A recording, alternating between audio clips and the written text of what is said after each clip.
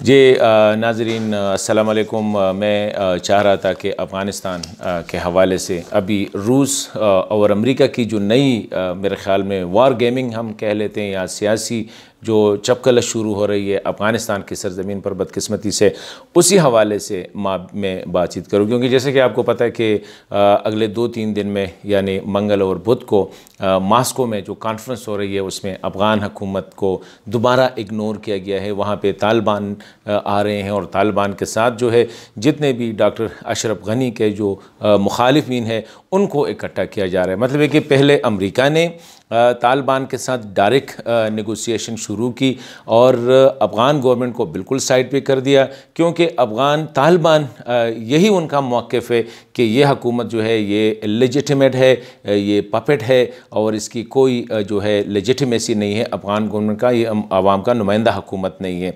तो अमेरिका ने उनकी ये बात मान ली और डायरेक्ट जो है उनके साथ अपनी बातचीत की दुकान जो है वो खोल ली। इससे अफ़गान गवर्नमेंट की वाकई उनकी पोजीशन भी कमज़ोर हो गई। इंटरनेशनली और नेशनली लोकल सतह पे भी डॉक्टर अशरफ गनी साहब जो है वो कमज़ोर नज़र आते गए। अभी मास्को में जो अगले 2-3 दिन में जो कॉन्फ्रेंस हो रही है मंगल और बुध को, उसमें भी अब डॉक्टर अशरफ गनी के जितने मुखालिफिन हैं उनको तो इकट्ठा किया जा रहा है, लेकिन साथ साथ जो अफ़गान हुकूमत है उसको इग्नोर किया जा रहा है। तालिबान को दावत दी गई है, हामिद करज़ई साहब को दावत दी गई है, ता मोहम्मद नूर को दावत दी गई है, इस्माइल ख़ान, हिकमत यार साहब, उस्ताद मुहक्किक, मतलब है कि जितने उनके हैं डॉक्टर गनी साहब के मुखालिफिन हैं उनको इन्वाइट किया गया है और उनको छोड़ दिया गया। मैं समझता हूँ कि शायद ये जो रशियन मूव है एक बार फिर वो अमेरिका के साथ अफ़गानिस्तान की सरज़मीन पर पंजा आज़माई करने की कोशिश करे। खुदा ना करे कि ऐसा हो, वरना अफ़गानिस्तान जो है मज़ीद अगले जो 10 साल है मेरे ख़्याल में वो खाना जंगी की सूरत में वो चला जाएगा। अभी मौका है कि पाकिस्तान, रूस, चीन वग़ैरह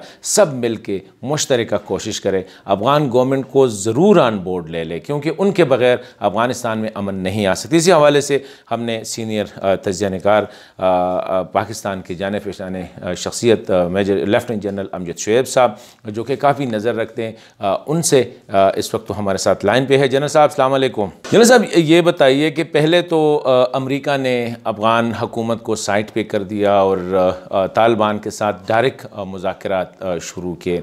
अभी रूस में जो कॉन्फ्रेंस हो रही है उसमें भी अफ़गान गवर्नमेंट को दावत नहीं दी गई है, उनके मुखालिफिन को जो है वहाँ पर इन्वाइट किया जा रहा है। क्या मतलब है इसका? ये मतलब तो ये है कि शायद अभी अफ़गान गवर्नमेंट जो लोगों की हम माने या ना माने लेजिटिमेट हुकूमत है उनको साइड लाइन किया जा रहा है। कि पाकिस्तान तो अमेरिका को यहाँ से निकलवाने के अरेंजमेंट में तावन करे और रशिया अफगानिस्तान के अंदर एक हुकूमत बनाने के मामले को देखभाल करे और वो उसका तावन करे। बहरहाल दोनों सूरतों में अगर पाकिस्तान और रशिया के दरमियान एक अंडरस्टैंडिंग के तहत काम चले तो मेरा ख्याल है ये खिते के सारे मुल्कों के लिए मुफीद होगा।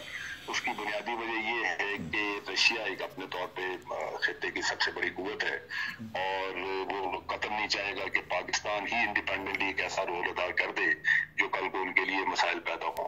तो लिहाजा एक कोऑर्डिनेटेड सही मुझे एफर्ट नजर आ रही है जहां तालिबान दोनों तरफ तावन करते हुए मालूम होते हैं। हाँ जनरल साहब, ठीक है, आपकी ये बात जो है अपनी जगह पे कि सब ने अपनी अपनी जो है ना तैयारियां मुकम्मल की, लेकिन मेरा जो सवाल है ये प्रोवोकेशन नहीं है कि डॉक्टर अशरफ गनी साहब को प्रोवोक किया जा रहा है।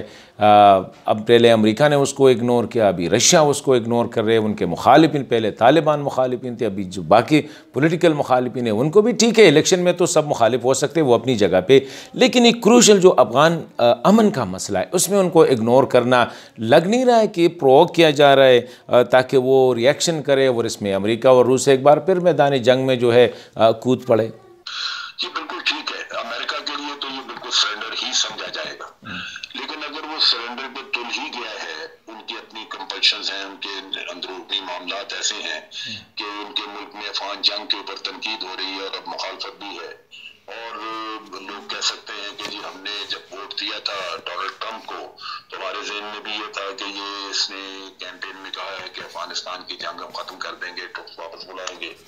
तो उस लिहाज से ये एक दीवार पे लिखी हुई तहरीर है जो हमें पढ़नी है कि अमेरिका आज नहीं तो साल बाद ये मजबूरी से निकल जाएंगे।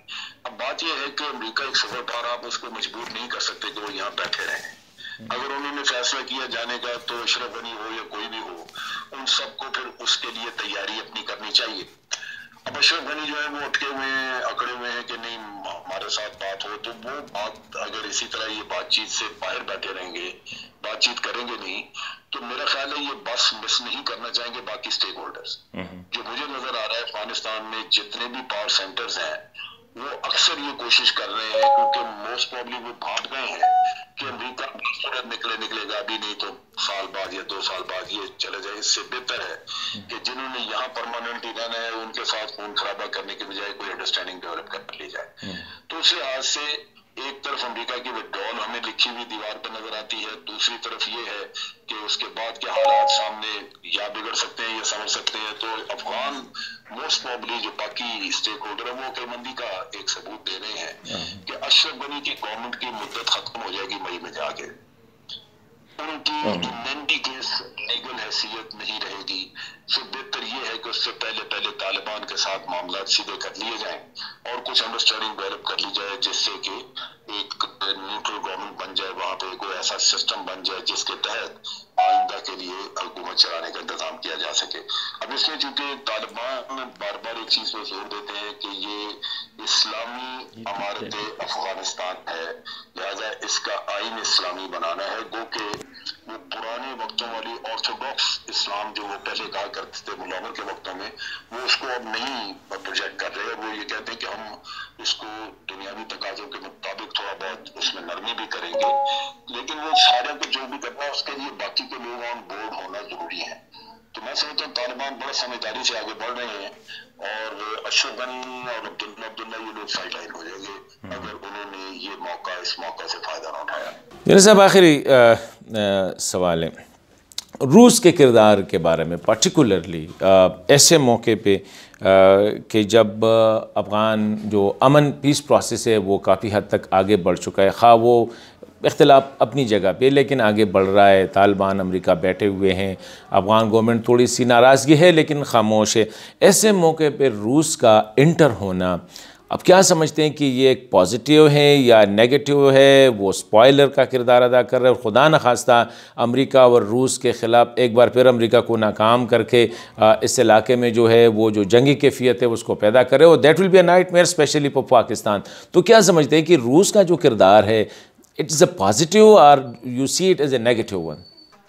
नहीं, ये चीज़ नहीं है। देखिए 17 साल रूस ने वहाँ पे कोई एक्टिव रोल प्ले नहीं किया, बल्कि नॉर्दर्न रूट इस्तेमाल करने दिया अमरीकियों को। और उससे पहले भी 9/11 के वक्त में पुतिन खुद गया था अमरीका जाके, तो बुश के साथ बड़ा यकजहती का इजहार करके आया, वो नहीं था। असल चीज ये है कि अमेरिकन की नीयत पे अब एतबार नहीं कर रहा कोई भी, ईरान भी और रशिया भी। और उसमें सबसे इम्पोर्टेंट चीज है कि अपनी इंटेलिजेंस इनको बार बार बताती रही है कि ISIS जो है वो मजबूत हो रही है अफगानिस्तान में, वो मौजूद है। हमें ये ज़हन में रखना चाहिए कि ISIS का नाम इस्तेमाल होता है, लेकिन ISIS के यहाँ पे 3 धड़े थे। एक वो था जो तालिबान से, हमारे TTP से स्प्लिंटर ग्रुप इंडिया ने बनवाया, जैसे खुरासान चैप्टर कहते थे, वो सिर्फ पाकिस्तान में हमले करते थे। एक ISIS ओरिजिनल अफगानिस्तान से उठी जिन्होंने बैत की थी मुल्ला अबू बकर बगदादी के हाथ पे, और वो बैत करके अफगानिस्तान में हमले करते फिरते थे। लेकिन एक वो लोग हैं जो सीरिया से वापस आए हैं, और सीरिया से वापस आके और उनको कहा जाता है कि अमेरिकन पैटर्नाइजेशन है। अब उसमें कहा जाता है कि चेचनिया के और दागिस्तान के लोग हैं, कोई कहता है कि 3 से 4 हज़ार के करीब है। अगर वो वाकई मौजूद है तो रशिया को तो बहुत खतरा है उसका कि वहां पे शुरू हो जाएगा, और अगर अमेरिकन ने उनको हेल्प करना शुरू किया तो बड़ी तबाही मचेगी। इसी तरह ईरानी डरते हैं, ईरानियों के खिलाफ वहां पे बलूचिस्तान से गए हुए लोग वापस आके अफगानिस्तान में मौजूद हैं। अगर अफगानिस्तान डिस्टेबलाइज रहता है तो ये सारे टेररिस्ट ग्रुप जिधर जिधर उनका मुंह उठेगा वो कार्रवाइयां करेंगे। अफगानिस्तान को स्टेबल करना बड़ा जरूरी है और ऐसी हुकूमत लाना जरूरी है जिसकी रेट पूरे खित्ते में, पूरे अफगान खित्ते पे हो, ताकि ये जो गारंटी जबानी दे रहे हैं कि जी यहाँ से हम किसी के खिलाफ को टेररिस्ट अटैक नहीं होने देंगे, वो वाकई इम्प्लीमेंट किया जा सके। और यही रूस का फायदा है कि वो इम्प्लीमेंटेशन चाहेगा कि उसके इलाके में चेचन वगैरह आके कार्रवाइयां न करें जो ISIS का हिस्सा थे, और वो अफगान गवर्नमेंट को उसका जिम्मेदार ठहराएंगे, उसको अकाउंटेबल करेंगे यहाँ पे इलाके से ये हमले हो रहे हैं। तभी वो चाहते हैं कि ब्रॉड बेस किस्म की हुकूमत बन जाए जिसमें कि कोई आपस में इनकी खाना जंगी ना हो। जनरल अमजद शैफ साहब, थैंक यू वेरी मच। नाजरीन, ये थे लेफ्टिनेंट जनरल अमजद शैफ साहब, जिसने बड़ी कैंडिड बात की कि अभी मौका है अमन के हवाले से, और जो कोशिशें हो रही हैं बाकी भी अपने आप को रेडी कर रहे हैं। अफ़गान हुकूमत थोड़ा सा इररिलेवेंट होता जा रहा है, लेकिन आगे जाके अमन के लिए बहुत कुछ होना है, बहुत कुछ ने पीछे रहना है, बहुत कुछ ने आगे आना है। तो ये थे जनरल साहब, और मैं ख़ुद भी समझता हूँ कि ऐसे मौके पर हम सबको अपनी आंखें जो है वो खुली रखनी चाहिए, स्पेशली अफ़गान गवर्नमेंट को और अफ़गान आवाम को, कि खुदा न खास्ता आगे हमें जो है एक और डेकेड ऑफ वार में धकेला ना जाए।